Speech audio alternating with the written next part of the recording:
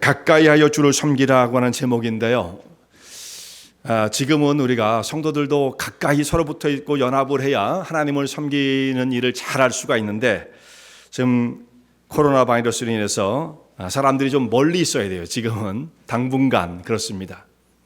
제가 구글을 열어보니까 구글에 5가지 일을, 이 바이러스 문제를 우리가 퇴치하기 위해서 5가지 일을 잘 지켜야 한다는 것이 밑에 이렇게 나오더라고요. 우리가 다 알고 있는 상식적인 이야기지만 다시 리마인드 할 필요가 있는 것 같아요.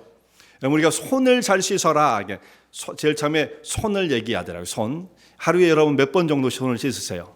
설교하기 전에, 이것은 설교의 내용과는 관계없는 것이지만 홍보 차원에서 말씀을 드리는 겁니다. 최소한 많이 쓰시는 분, 집에만 가만히 계시는 분들 혹시 모르겠지만 나 다니시는 분들은 하루에 최소한 10번 정도 씻는다 이렇게 생각하시고, 어떤 분은 손에 피가 날 정도 씻는다고 그러시는데 그 정도는 하시면 안 되고, 손을 자주 씻는 거 중요하고요. 지금 직장도 많이 안 가시고 그러시지만 어차피 꼭 나가셔야 할 분들은 꼭 그렇게 손을 자주 씻으시길 바랍니다.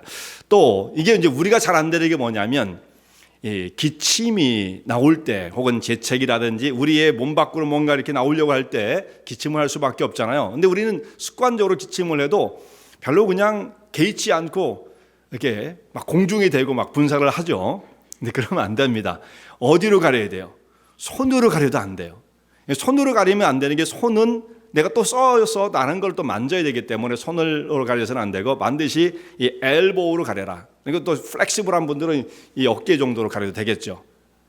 시니어들은 이 정도에서 가리면 되고요. 그래서 손을 쓰지 말라는 것이고, 반드시 자기의 입을 그리고 얼굴부를 가려줘서 상대방에게 피해를 끼치지 않도록 해야 된다는 것, 대단히 중요한 거죠. 손을 써서는 안 된다. 그 다음에 이게 이제 엘보예요. 손, 그리고 엘보, 그 다음에 얼굴이 나오는데 얼굴을 터치하지 말아라.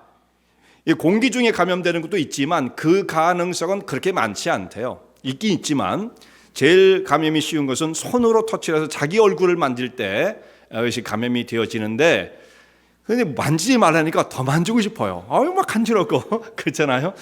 그렇지만 잘 참으시고 꼭 만져야 되면, 글쎄 방법이 뭔지 모르겠지만 손을 씻는 거가 제일 좋겠죠. 그리고 좀 한번 만지고. 저도 이게 굉장히 불편한데 얼굴을 만지지 말아라. 그 다음에 이게 그것이 얼굴이고요.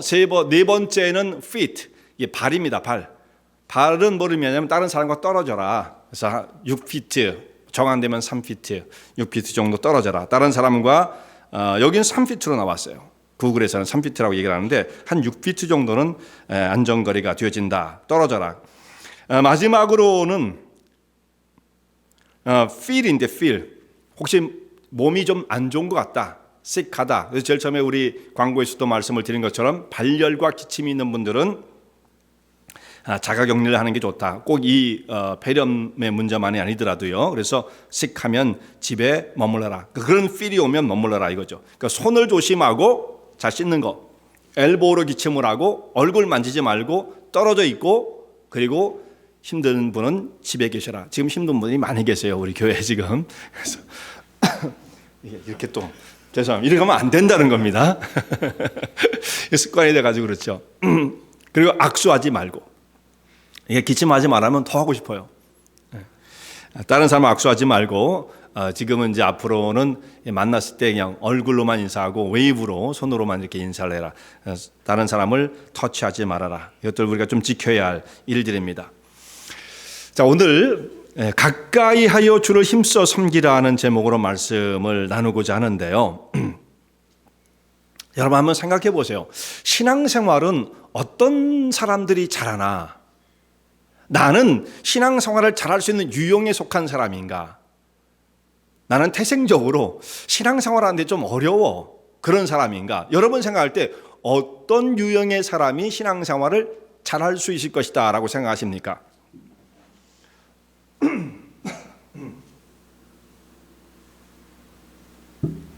신앙생활 잘하는 사람이, 우리는 쉽게 이렇게 생각하죠. 착한 사람, 마음이 정직한 사람, 기본적으로 그런 사람이 있잖아요. 성실한 사람, 마음이 온유한 사람, 이런 사람들이 신앙생활을 잘할 것 같이 보이지 않습니까? 또 다른 면으로 본다면 의욕적인 사람, 또 적극적인 사람, 이런 사람이 뭘 해도 잘하니까 그런 사람들이 신앙생활을 잘할 것이다, 이렇게 우리는 일반적으로 생각할 수 있어요. 그런데 여러분, 비밀은 신앙생활을 잘하는 사람은 이 성품을 가지고 태어나는 것이 아니라 다른 조건이 충족되어야만 신앙생활을 잘합니다. 의회에서 그것이 발견되어지는데, 신앙생활을 잘하는 것은 교회를 가까이 하는 거예요. 어떻게 보면 너무 싱거운 대답처럼 보여도 거기에 답이 있어요. 교회를 가까이 하고 하나님의 교회를 중심으로 해서 신앙생활을 하려고 하는 마음을 갖는 것, 그리고 그것을 노력하는 것. 기침을 하지 말라니까 너무 하고 싶어요.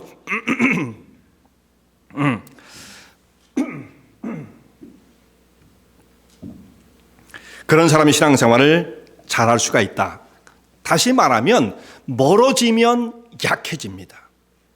멀어지면, 멀리 떨어지면 마음이 떠나게끔 되어 있어요. 그래서 가깝게 유지해야 된다는 것, 이것이 오늘 말씀의 가장 핵심적인 주제가 되어지는 것입니다. 자, 오늘 이 말씀은 그 배경을 보면 이렇게 되어 있어요.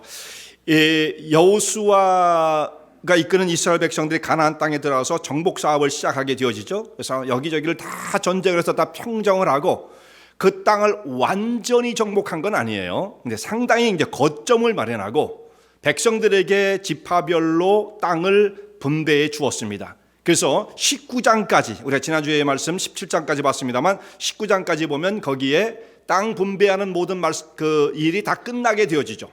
땅 분배가 끝나요. 그리고 20장에 오면 도피성의 말씀이 나오고 21장에 가면 레위 지파 사람들이 각 사방으로 흩어지는 장면이 나오게 되어지죠. 그래서 가나안 땅의 땅 분배 일이 완료되어지게 됩니다. 그리고 이제 오늘 22장에 들어오게 되었는데, 이 22장에 들어오면 가나안 땅 동편, 이 서편에 가나안 땅에 지금 자리 잡은 사람들 말고 르우벤 지파와 갓 지파, 므낫세 반 지파가 이제 집으로 돌아가야 할 때가 되었던 것입니다. 모든 사역이 이제 다 맞춰졌으므로 그들이 집으로 돌아갈 때가 되었다. 그 집으로 돌아갈 시간이에요. 왜 이들이 그 집으로 돌아가게 되어 있느냐면, 여러분들이 성경을 뭐 잘 알고 계시겠습니다만, 이들이 가나안 땅에 들어오기 전에 모압 평지를 거쳐서 요단강을 건너 가나안으로 들어오게 되어지는데, 그 모압 평지에 머무를 때에 전쟁을 여러 번 하게 되어지죠. 그래서 요단 동편 땅을 정복하게 되어집니다.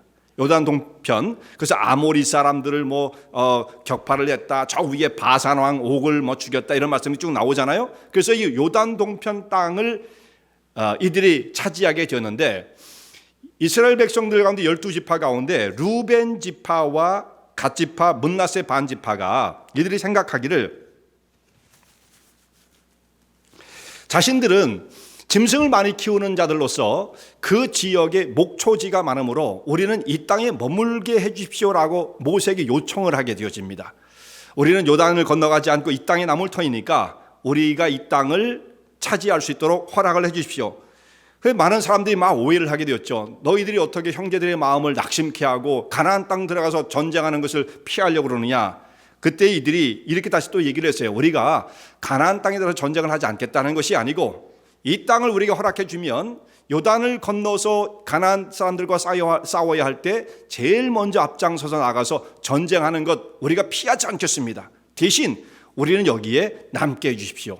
그 전쟁이 끝나면 모든 것을 마치고 다시 이 땅으로 돌아오겠습니다. 그때 사람들이 허락을 해줬어요. 모세도 그렇다면 너희가 원하는 대로 이 땅을 차지해도 좋다, 이렇게 허락을 해줬던 거죠. 여기 보면 그러니까 루벤과 갓과 므낫세 반지파 사람들이 상당히 의욕적인 사람들이에요. 뭔가 기회가 왔을 때 그것을 놓쳐서는 안 된다라고 하는 의욕이 있는 적극적인, 한편은 저돌적인 이런 면을 갖고 있었던 사람이고, 어떻게 생활해야 할 것인가라고 하는 이 계산을 말할 수 있을까요? 어떤 그런 일에 굉장히 밝은 사람들입니다. 우리가 어디에 사는 것이 지금 유리할까? 빨리 그것을 테이크해야 한다. 기회가 지나가면 안 된다. 이렇게 생각하고 그것을 또한 해결할 수 있는 타협과 능력을 갖고 있는 사람들이니까 굉장히 삶에 의욕이 있는 사람들이었다, 우리가 생각할 수가 있죠. 그리고 이제 이들이 약속을 지킵니다. 요단을 건너가서 싸움을 하는데 가장 먼저 앞장서서 싸움을 하게 되어지는데, 이들이 특별히 여호수아에게 굉장히 큰 힘이 되어져요. 여호수아에게. 여호수아 1장에 있는 말씀을 보면 모세가 죽고 난 다음에 여호수아가 이제 지도자가 되어지잖아요. 여러분, 지도자가 바뀌면 그 다음에 선 지도자가 거기 있는 그 모든 사람들로부터, 백성들로부터 지지를 받는다는 게 쉬운 일이 아니에요. 다 낯설고, 야, 과연 저 사람이 할 수 있을까? 모세의 몫을 해낼 수 있을까? 의심의 눈으로 바라보게 되어지죠. 그때에 사람들이 좀 머뭇머뭇거리고 있을 그때에 이 루벤과 갓과 므낫세 반지파 사람들이 제일 먼저 했던 것이 뭐냐면 여호수아 옆에 딱 서가지고 우리는 당신의 말을 적극적으로 따를 겁니다. 이런 얘기를 안 해도 되는데 그들이 그런 얘기를 해요. 우리가 당신의 말을 적극적으로 따를 것입니다. 그리고 덧붙인 말이 뭐냐면 당신의 말을 듣지 않는 자는 다 죽일 겁니다. 너무 무서운 말까지 했죠. 당신의 말을 듣지 않으면 그들은 다 죽임을 당할 것입니다. 굉장히 좀 과격한 발언을 하게 되어집니다만 이 일을 통해서 어떤 일이 벌어지냐면 여호수아의 리더십이 굉장히 확고해지죠. 어떤 흐름이 형성되어질 때 그 제일 처음에 그 시작점, 그 시작 출격 포인트라고 하는데 그것을 그 시작한 사람이 바로 이 두 지파 반 사람들이 이 일을 하게 되어집니다. 어떤 이런 면에 있어서 이들이 상당히 적극적인 모습을 보여주죠. 전쟁을 할 때도 뒤로 물러나지 않았고 그 긴 시간 동안 그 가나안 정복의 역사가 몇 년이었는지 정확하지는 않습니다만 최소한 7년에서 적당하게 생각하면 10년 정도 내배가 되지 않겠는가 생각이 되어져요. 그 기간 동안 가족들과 떨어져서 가나안 땅의 맨 선두에 서서 정복 사업을 이루었던 사람들입니다. 하루도 사실 집으로 돌아가고 싶은 마음이 많았지 않았겠습니까? 가족들은 기다리고 있고 여기서 전쟁을 해봐야 자기들과의 땅과는 직접적으로 관계가 없는 거예요. 그런데 그 약속을 지키기 위해서 최선을 다했던 사람들, 아주 좋은 사람들이죠. 그래서 모든 것을 마치고 이제 돌아가게 되어지는데 그들을 이제 돌려보내기 전에 여호수아가 이 두 지파 반 사람들을 실로로 모읍니다. 실로에는 무엇이 있느냐면 성막이 거기에 이제 위치를 하고 있었어요. 성막, 회막이라고도 말을 하고요.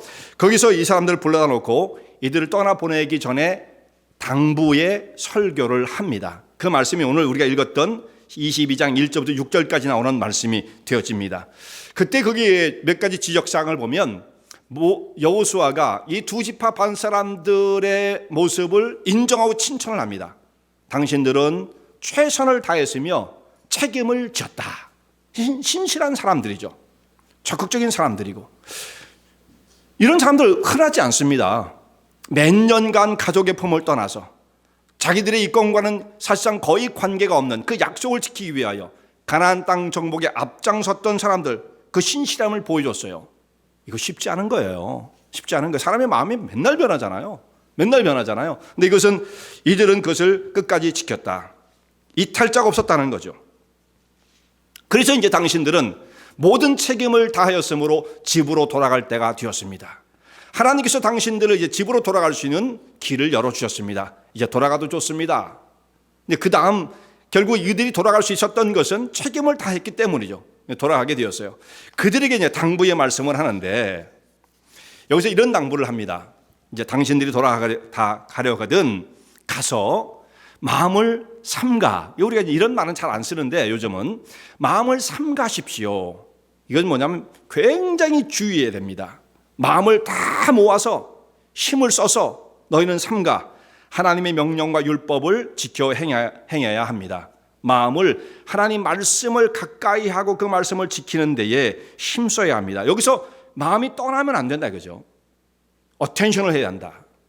굉장히 중요한 말씀을 했어요. 그리고 그럼으로써 하나님을 사랑하고 그 길로 행하고 그 계명을 지켜라. 그리고 또 한 가지가 우리 22장 5절 말씀 보면 이런 말씀이 나오죠.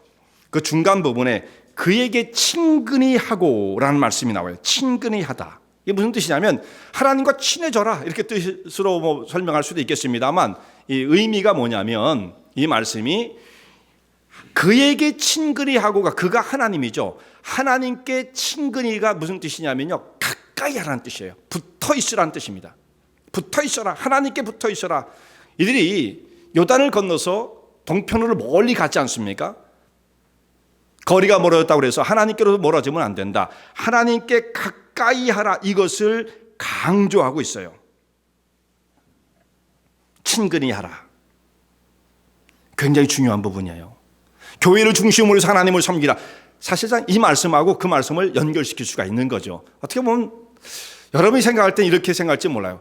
꼭 그래야 되나? 현대사회에 꼭 그래야 되나 그럴지 모르지만 말이죠, 이게 굉장히 원칙이에요. 원칙.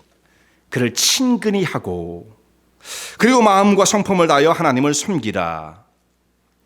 여호수아가 그들을 떠나보내면서 마음에 지금 염려가 되는 것은 무엇이겠어요? 이들이 멀리 떠났을 때 과연 끝까지 믿음을 잘 지킬 수 있을 것인가? 그것이 가장 염려되는 거죠. 이들이 가는 곳은 어디냐면 요단 동편 실로로부터 멀어진다는 말씀이에요. 곧 그 땅, 하나님께서 허락해 주신 땅이지만 먼 곳으로 갑니다. 세상으로 갑니다. 사실 가나안 땅 그 자체도 천국은 아니에요. 천국의 모형일 수는 있지만 결국 가나안 땅에 범죄가 엄청나게 일어나죠. 결국 세상에 사는 것은 우리가 천국에 사는 건 아니에요. 세상 속에 삽니다. 세상에 뒤둘려 쌓여서 그 환경 속에 그대로 노출된 채 삶을 살아가기 때문에 신앙에 많은 챌린지를 받게 되어지죠. 그 속에서 우리가 믿음을 어떻게 지킬 것인가의 문제는 저절로 쉽게 이루어지지 않아요. 굉장히 그 챌린지가 많다는 말씀이죠. 그것을 하나님 아래서 믿음을 지켜나간다는 것, 거기에 대한 비상한 관심과 우리의 마음의 중심을 잘 단속하지 않으면 신앙에서 쉽게 미끄러져서 멀어질 수 있다는 것이, 이런 위험이 있어요. 그래서 여호수아가 그들을 보내면서 이들이 하나님을 섬기는 것을 혹시 잊을까 염려해서 또 다짐을 시키고 또 다짐을 시키면서 이들을 보내게 되어집니다. 이제 이들이 실로를 떠나서 이제 고향으로 정말 자기들이 가족이 있는 곳으로 돌아가게 되어지죠. 성막이 있었던 실로를 떠납니다. 요단 동편으로 이동하기 시작합니다. 우리가 6절까지 있는 말씀을 봤습니다만 이들이 이제 많은 재물을 이끌고 가나안 땅에서 이제 정복을 하면서 얻은 많은 전리품들을 가지고 뭐 철과 은, 금 뭐 이런 것들을 가지고 특별히 옷도 많이 준비를 했어요. 이 당시에는 옷이 굉장히 중요한 그 물품이었거든요. 굉장한 자산이죠. 재산이죠. 옷도 준비하고 그래서 요단을 건너가다가 요단강을 건너가기 직전에 큰 단을 쌓습니다. 10절 말씀 보기에 나와요. 단을 쌓았다. 근데 볼만한 큰 단이더라. 그러니까 누가 봐도 이야 어마어마한 단을 쌓구나 이렇게 생각이 들 만큼 큰 단을 쌓은 거예요. 근데 이 단을 쌓은 것을 보고 이스라엘 백성들이 흥분하기 시작합니다. 나머지 이 요단 서편 가나안 땅에 살고 있는 나머지 10지파 사람들이 그들이 떠나가다가 요단을 건너가기 바로 직전에 단을 쌓았대는데 이게 도대체 무슨 의도냐, 무슨 목적이냐, 막 사람들이 흥분하기 시작하는 거예요. 단을 쌓아서 하나님을 섬기는 하나님 그 믿음을 저버리고 떠난 지가 얼마나 됐다고 단을 쌓고 다른 우상에게 제사를 하고 번제를 드리려는 것은 아니냐. 만일 그들이 그러하다면 우리는 군대를 일으켜서라도 그들을 쫓아가서 그들을 징벌하고 그들의 죄를 물어야 한다. 그렇지 않다면 하나님께서 우리에게 벌을 내리실 거다. 이렇게 얘기를 해요. 여러분, 여기에 있는 사람들이요, 이스라엘 사람들, 이 지역에 사는 사람들이요, 정말 피가 뜨겁습니다. 피가 뜨거워요. 그래서 흥분을 잘해요. 흥분 잘해요. 이들은 웬만하면요, 모든 문제를 어떻게 해결했냐면 싸움으로 해결하려고 들어요. 전쟁으로 해결하려고 들어요. 여기 이 문제가 생기니까 딱 전쟁부터 해야 된다는 말을 선포하지 않습니까? 우리 전쟁을 해야 된다. 우리는 어떤 사람들입니까? 우리는 웬만하면 다 말로 합니다. 그죠? 말로 설득을 하다가 그래도 안 되면 어떻게 해요? 그래도 말로 해요. 전쟁 안 하죠, 우리는요. 전쟁하는 거 좋은 거 아니죠. 그게 정상이죠. 우리는 웬만하면 말로 하고 그래도 안 되면 또 말로 해요. 근데 이 사람들은 어떻게 해요? 웬만하면 전쟁으로 해요. 웬만하면. 그래서 이 사람들이 호전적인 전쟁을 좋아하는 사람들의 그런 성향도 없는 것은 아니나 사실 우리가 생각하고 평가할 때 이들은 전쟁을 불사하는 사람들이에요. 아주 그걸 쉽게 생각해요. 싸우는 거 그걸 아주 쉽게 생각하는 사람들입니다. 여기 자기 동족들인데 이들이 떠난 지 얼마 됐다고 정말 전쟁으로 같이 전설에 같이 싸웠던 그들을 상대로 전쟁을 해야 된다는 얘기를 한다는 말씀이에요. 이들의 어떤 성향과 성품을 보여주고 있는 것이죠. 그래서 이제 이들이 그 상황 그래도 알아봐야 된다고 생각을 해서 대표를 이 두 지파 반 사람들에게 보냅니다. 제사장 엘르아살의 아들 비느하스를 보내어서 어떻게 된 일인지를 알아보게 하고 혼자만 보낼 수 없으니까 10지파의 그 대표를 뽑아서 10사람을 또 파송을 하게 되어져요. 그래서 이들을 찾아가서 만납니다. 너희가 어찌하여 이곳에 단을 쌓았단 말이냐. 여러분, 단 쌓는 게 왜 문제예요? 성경 보면 여기저기 가서 단을 쌓잖아요. 아브라함도 단을 쌓고 야곱도 단을 쌓고, 단을 쌓는데 단 쌓는 게 왜 문제인가? 이게 시대의 구분 때문에 그렇습니다. 시대의 구분. 출애굽기 이후에 시내산을 나와서 이제 성막을 완성한 것이 1년 후죠. 성막이 완성되고 난 다음 그 다음부터는 단을 함부로 쌓아서는 안 돼요. 제사장 제도가 확립되어지고 성막이 있기 전까지는 어쩔 수 없이 그 개인적으로 하나님 앞에 단을 쌓는 것이 허용되었고, 그것을 하나님께 또한 기뻐하셨어요. 아브라함도 가는 곳마다 단을 쌓았죠. 그런데 제사장 제도가 확립되고 난 다음에 이것이 말하자면 중앙 집권이 되어 있어요. 제도가 마련된 겁니다. 그런데도 그것을 어기고 개인적으로 제단을 쌓게 되어지면 신앙 자체가 흐트러지게 되어지겠죠. 나중에 보면 변질될 수 있겠죠. 그래서 제단을 쌓는 것을 허용하지 않았던 것입니다. 그래서 이것을 마치 이방신을 섬기는 우상의 제단을 쌓은 것으로 간주하게 되었던 것이죠. 그래서 막 이 사람들이 배신 행위다, 우리를 저버린 거다, 하나님을 잊은 거다, 흥분을 하게 되었던 거예요. 그래서 이들이 이제 대표자들이 그들에게 이르러서 어찌하여 너희가 제단을 쌓느냐 묻게 되어지죠. 이때 두 지파 반 사람들이 이제 대답을 합니다. 이들의 대답이 아주 독특해요. 우리가 제단을 쌓은 것은 만약에 우상을 섬기기 위해서 제단을 쌓은 것이라면 하나님께서 우리를 돌보시지 않을 것이다. 우리는 우상을 섬기기 위해서 제단을 쌓은 것이 아니다. 오히려 제단을 쌓은 이유는, 이들의 이유가 참 가상합니다. 무슨 말을 하냐면, 우리가 요단을 건너 동쪽으로 멀어지게 될 때 시간이 지나면 이 가나안 땅에 살고 있는 사람들이, 그 후손들이 우리 이쪽 가나안 동편에 사는 사람들을 향해서 생각하기를 저들은 우리와 관계가 없어, 하나님을 섬기는 사람들이 아니야, 멀어질 것이라고 생각해서 우리를 생각하기를 하나님을 모르는 사람으로 취급할까 봐 그렇게 우리가 대우를 받으면 그들에게 찾아와서 야, 여기 단 쌓은 걸 봐라. 우리가 요단을 건너오기 전에 여기다 큰 볼만한 단을 쌓았던 이유는 당신들이 그런 얘기할지도 모른다는 위험 때문에 하나님을 섬긴다는 그 증거로서, 어떤 표징으로서 커다란 단을 쌓은 것이다. 이것은 우상을 섬기기 위한 것이 아니라 오히려 우리의 신앙 고백의 표현이다, 이렇게 얘기를 했어요. 그 사람들이 이것도 그럴듯하잖아요, 가상하다, 참 열심히, 참 대단하다. 그래서 이들을 이제 싸우지 않고 돌려보내게 되어지고, 돌아와서 이제 그렇게 보고를 합니다. 이들이 단을 쌓은 것은 우상 숭배의 의미가 아니었습니다. 하나님 백성으로 증표를 삼고자 하는 의도였습니다. 그러니까 사람들이 다 좋아하게 됐죠. 전쟁을 피할 수 있으니까요. 그러니까 이들이 말이죠, 두 지파 반, 루벤과 갓, 문나세 반지파, 이 사람들이 상당히 의욕적인 사람, 적극적인 사람들이었고 신앙 고백도 분명한 사람들이었다는 것을 알게 되어져요. 그런데 여러분, 아무리 그래도 어떻게 됩니까? 멀어지면 약해지는 겁니다. 멀어지면 약해질 수밖에 없습니다. 그 결과가 어떻게 되었습니까? 자, 이 요단강을 이제 기점으로 해서 요단 동편과 서편으로 나눠지게 되었는데, 지금 땅을 여러분 생각해 보세요. 지금의 땅의 경계를 보면 이스라엘의 그 땅은 요단 서편에만 사실 자리를 잡고 있죠. 원래는요, 서편에만. 나중에 이스라엘이 전쟁을 해서 시리아 땅을, 골란 고원 쪽을 뺏었기 때문에 조금 그 부분이 들어와 있긴 하지만 원래의 이스라엘 땅은 요단 서편 땅만 있는 거예요. 그리고 지금도 요르단, 시리아가 요단 서편을 다 차지하고 있는 거죠. 골란 고원만 조금만 들어와 있을 뿐입니다.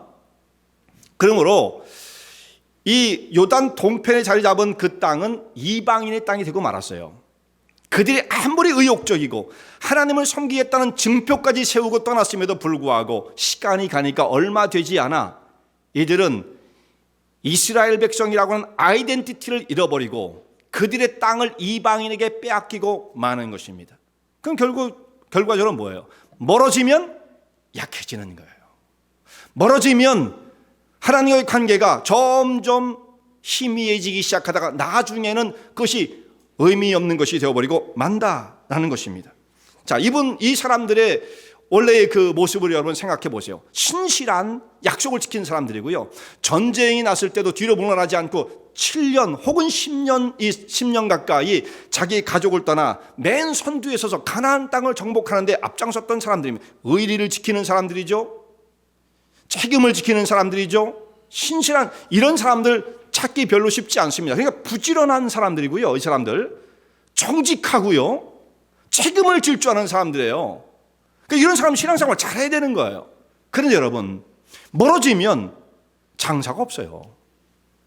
그러니까 중요한 것은 그 사람이 어떤 심령 속에 무슨 마음을 갖고 있느냐, 정직하냐, 성실하냐, 부지런하냐, 뭐 의욕적이냐, 저돌적이냐, 이게 별로 관계가 없습니다. 신앙생활에 있어서는 그냥 물리적으로 어떻게 보면 단순해 보이고 어떻게 보면 사실 그래 유치해 보일지 모르지만 물리적으로 얼마나 하나님의 교회와 가깝게 생활하며 최소한 그것을 위해서 노력하는가가 대단히 중요하다는 거예요. 대단히 중요하다.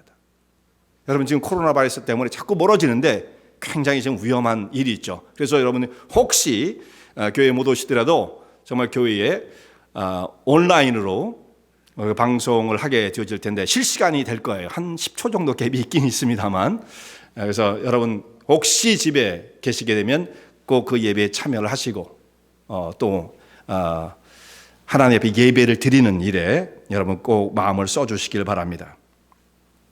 신앙의 공동체 회막에서 멀어지게 될 때 이 두 지파 반 사람들은 얼마 시간이 지나지 않아서 가장 먼저 이방 땅으로 그 땅이 변화되고 말았던 것입니다. 그러니까 여러분 이 사람들은 어떤 기회가 왔을 때 그것을 놓치면 안 된다. 삶의 의욕이 굉장히 강했던 사람이고 현실적인 판단이 굉장히 빨랐던 사람들이에요. 곧 이런 사람들이 성공을 해야 되는 겁니다. 그런데 결과는 그렇지 않다는 거죠. 결과는 그렇지 않다는 거예요. 우리가 이걸 잘 생각해야 합니다. 자, 우리 현실적으로 우리 교회에서 하나님의 백성으로 신앙생활을 하고 있는 우리의 하루하루 일주일 단위의 삶을 생각해 보면 어느 날이 제일 피곤합니까? 어떤 분들은 그러더라고요. 정말 교회 오는 날이 제일 피곤해요. 주일날이 제일 피곤하대요. 그렇잖아요. 주일날 아침부터 이제 와가지고 성가대 해야 되지, 뭐 해야 되지, 뭐 또 셀그룹까지 모이지, 뭐 끝나고 나면 집에 가면 그래서 교육자도 아닌 분이 월요일 날을 자기 휴일로 삼는 분도 계시고 그런 분도 계시잖아요. 예, 주일날이 힘들다 이거. 그래서 여러분 실제적으로 그래요. 힘이 많이 들어가는 거예요. 그런데 그 힘들기 때문에 자기의 시간을 좀 적당히 줄이고 좀 편안하게 하려고 그러면 어떻게 되느냐. 편안하게 해서 좀 그 자리로부터 멀어지게 되어지면 결과가 어떤 결과가 오느냐면 자연히 신앙생활의 힘은 상실하게 되어지는 거예요. 정말 물리적으로 우리가 가까이 있지 않으면 어쩔 수 없어요. 힘이 빠지기 시작합니다. 하나님과 관계가 느슨해지기 시작합니다. 그럼 어떻게 돼요? 세상적인 사람이 되어지는 거죠. 그러면 세상에 대해서 의욕적이고 세상에 대해서 그렇게 관심을 맞으며 저돌적이었던 사람이 성공을 이루어야 되는데 그렇지가 않다 이거예요. 루벤과 갓, 이스라엘 백성들 가운데 그야말로 잊혀진 사람이 되고 말았죠. 지금 루벤 지파 사람이에요. 그런 사람이 있어요? 나 문나세 지파 사람인데요. 나 갓 사람이에요. 그런 사람 없습니다. 없어요. 유다 지파 하나 정도 남았고요.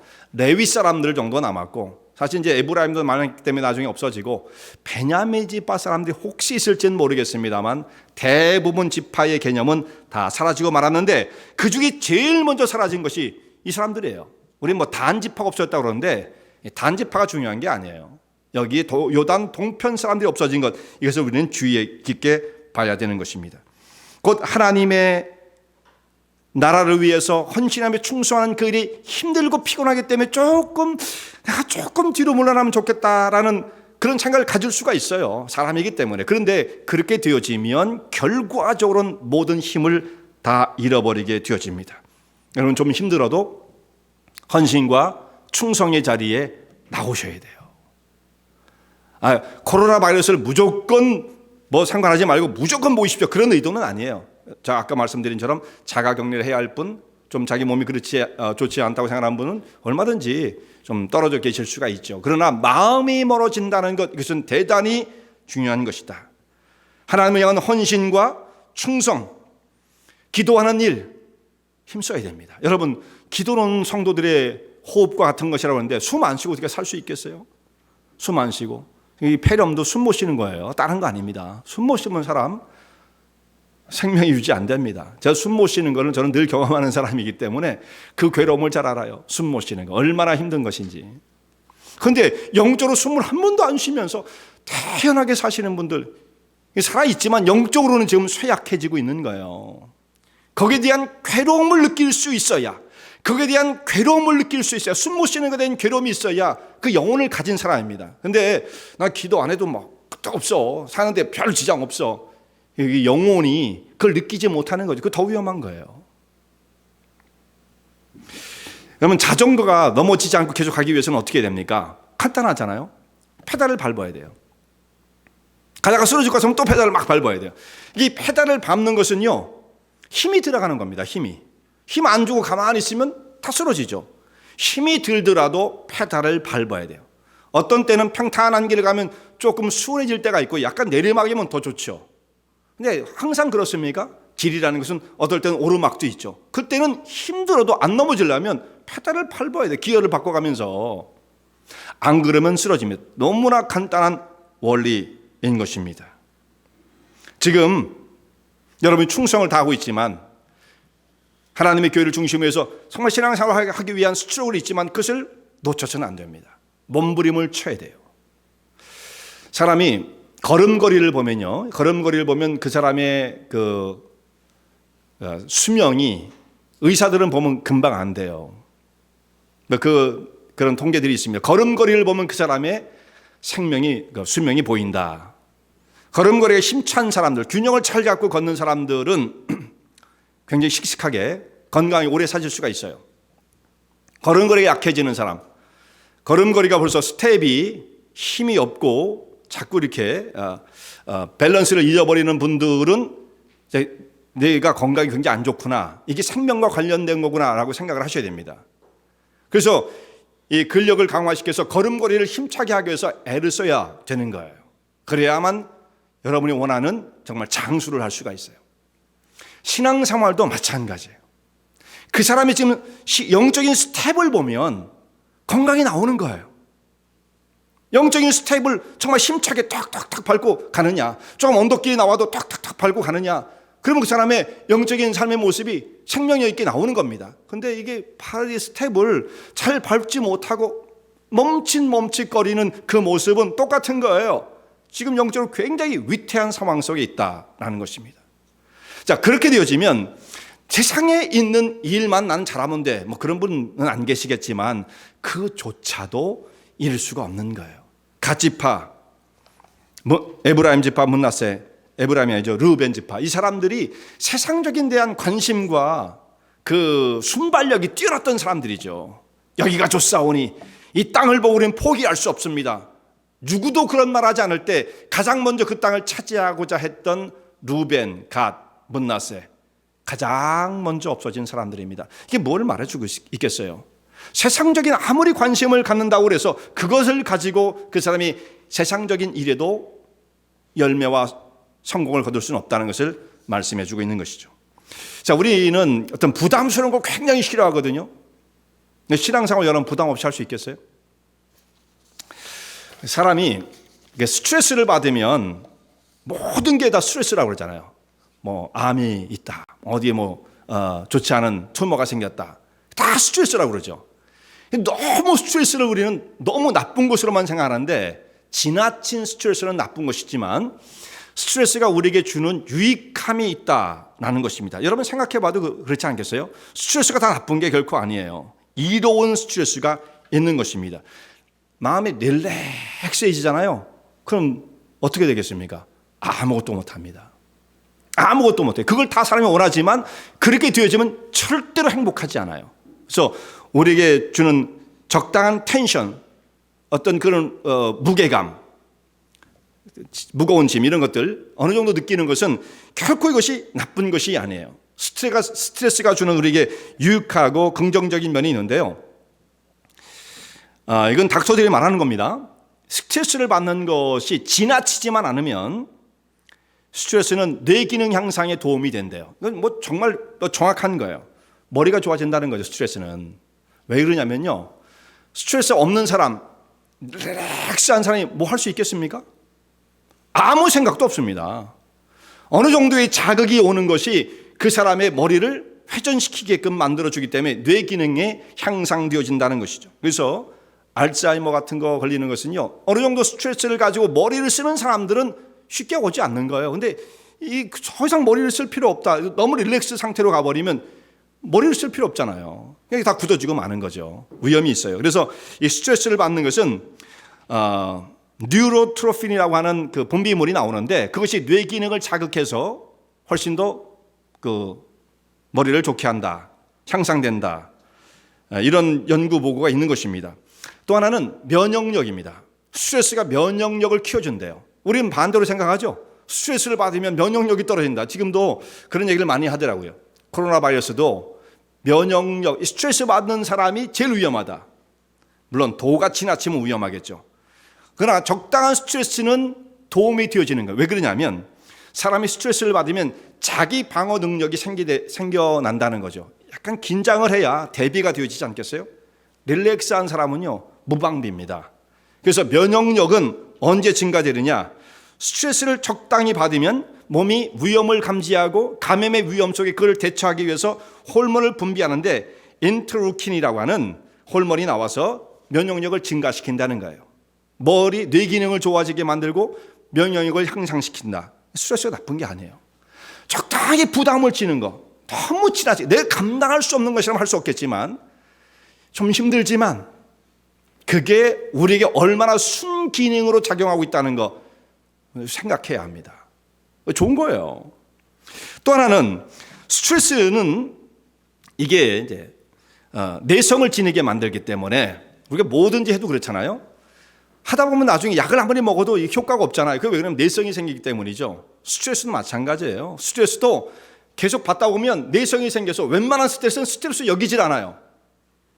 근데 스트레스를 안 받아본 사람은 조금만 자극을 하면 그냥 견딜 줄 모르는 거죠. 근데 세상에 스트레스 없이 살 수 있겠어요? 그러니까 적당한 스트레스를 받으면서 그것을 견뎌내는 연습을 잘하고 하나님의 은혜와 능력 속에 이걸 이겨내는 연습을 한 사람들은 웬만한 것이 와도 문제가 아닌 거예요. 걱정이 없죠. 이기면 되니까. 이런 마음을 갖게 되어진다. 내성을 가지게 해준다. 또 하나는 성공에 대한 동기부여가 된대요. 스트레스는. 그렇죠. 머리가 빨리빨리 돌아가고 의욕이 되어지고 그 저돌적인 경우는 언제 그것이 생기냐면 약간 스트레스가 있을 때입니다. 릴렉스한 상태에서 무슨 일을 이룰 수 있겠어요? 무슨 고상한 일을 이룰 수 있겠습니까? 릴렉스 하면요, 아무것도 하기 싫은 거예요. 의욕이 없으니까. 그러니까 스트레스가 주는 순기능이 있는 겁니다. 스트레스가. 또 하나는 마지막으로 아이들에게도 스트레스가 성장 발달에 도움을 준다는 말을 하는데요. 이게 무슨 말이냐면 아이들이 너무 온실 속에 스트레스 없이 크잖아요. 나중에 아무것도 못합니다. 그 성장 속도도 느리대요. 그런데 적당한 규율 속에 아이들을 그 속에 잘 살아갈 수 있도록 가르치면서 그 속에서 아이를 양육하는 것이 아이들 발달에 훨씬 더 도움이 되어질 뿐만 아니라 발육도 좋아진다. 이게 보고되어진 것입니다. 스트레스는 아이들 발달에 도움이 되어진다. 그러니까 우리는 지금 현대사회는 아이들이 원하는 대로 다 잘해주면 잘 될 것처럼 보이지만 꼭 그런 건 아니에요. 학대를 해서는 안 되죠. 지나친. 그러나 어느 정도 규율을 가지고 아이를 디스플린 속에서 키워나가는 건 대단히 의미가 있는 것이다 라는 것입니다. 이게 순기능이에요. 자, 사람들은 지금 어떻게 하면 건강하게 살 수 있는지 관심이 너무나 많습니다. 지금 정말 우리 건강을 잘 지켜야죠. 물론 바이러스로 인해서 건강을 지키려고 얼마나 마음이 분주합니까? 근데 바울이 이렇게 말을 해요. 사도 바울이 디모데전서 4장 8절에 육체 연습은 약간의 유익이 있으나 경건의 연습은 범사에 유익하다. 범사에 어떤 유익을 줍니까? 금생과 내생의 약속이 있다. 자, 우리 육체적으로 건강하게 살려고 애를 쓰는 것, 그것이 약간의 유익, 어디에 유익을 주냐면 금생, 이 땅에 있는 삶 속에 어느 정도 유익을 주죠. 건강하게 살아니까. 그럼 내생을 약속할 수는 없어요. 그것만 갖고 모든 걸 다 하는 건 아니죠. 그런데 경건의 연습은 이 땅에서도 유익해요. 이 땅에서도 그런 사람들 행하는 모든 모습이 의욕적이고 능력이 있고 생명력으로 충만하고 디렉션이 분명하고 그런 사람들이잖아요. 그러니까 이 땅에서 무엇을 해도 그런 사람들은 선한 열매, 거룩한 열매를 맺을 수밖에 없는 거예요. 하나님이 축복하시고 하나님이 막아주시기 때문에. 물론 그렇죠. 근데 그 사람이 이미 그런 준비가 되어 있는 사람이요. 아무 준비도 안 된 사람에게 무조건 축복을 주시겠습니까? 금생에도 유익이 있다. 그것은 영적인 경건에 훈련하는 사람들, 그 하나님이 주시는 축복을 받을 만한 상태를 유지하는 거예요. 내생에도 당연히 유익이 있죠. 하나님 나라를 바라보고 살아가는, 영혼을 소망하는, 또한 그것을 소유한 자로서의 삶을 살아가게 되어집니다. 디모데전서 4장 8절의 말씀이죠. 신앙생활에 너무 릴렉스한 모습을 사람들이 원하긴 하지만 스트레스가 올 때 그런 마음을 품어요. 요즘 목사님들이 나는 언제 은퇴하나 그런다고 그래요. 나는 너무 언제쯤 은퇴하나. 너무 스트레스가 많기 때문이죠. 그러나 그때가 축복의 때예요. 지금 그때가 축복의 때인 것입니다. 릴렉스한 자세, 그 결과가 너무나 분명해요. 걸음걸이가 느려질 것입니다.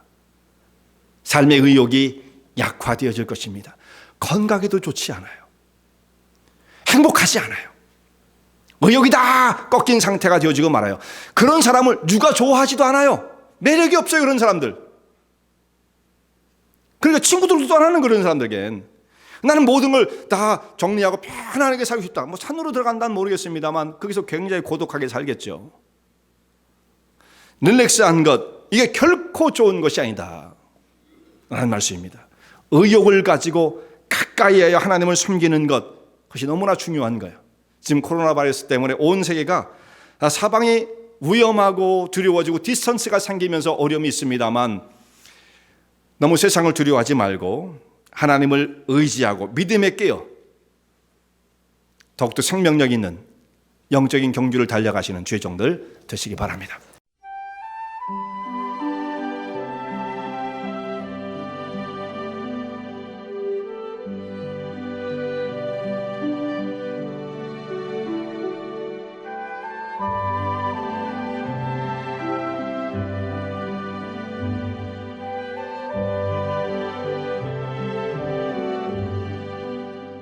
은혜와 진리 장로교회를 소개합니다. 저희 교회는 15년 전에 시카고에 복음의 바람이 불게 하라는 하나님께서 주신 소명을 가지고 창립되었습니다. 어지러운 시대에 복음의 빛마저 퇴색되어가는 혼란한 때에 저희 은혜와 진리교회는 오직 하나님의 진리의 말씀을 온전하게 전파하고 복음의 능력 위에 생명력 넘치는 교회를 세워 1세와 2세, 앞으로 또 그 다음 세대가 함께하여 하나님의 나라를 세우는 일에 쓰임받고자 합니다. 영혼의 갈증과 무기력함으로 고통받는 분들을 생명의 세계로 초대합니다.